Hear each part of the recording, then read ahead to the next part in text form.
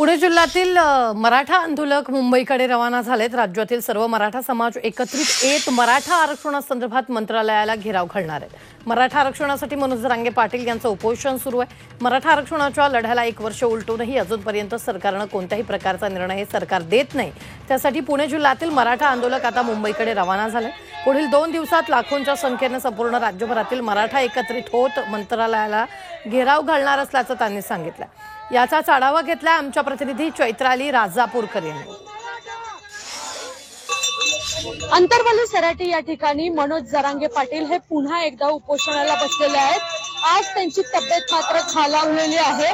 मात्र याच पार्श्वभूमीवरती आता पुणे जिल्ह्यातील सर्व मराठा आंदोलक जे आहेत ते आता मंत्रालयाला घेराव घालण्यासाठी निघालेले आहेत।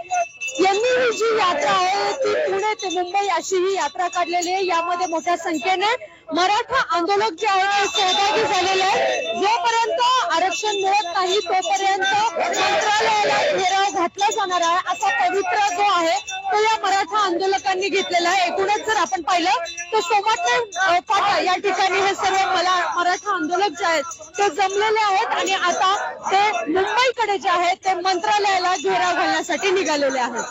चैत्राली राजापूरकर, झी मीडिया, मावळ।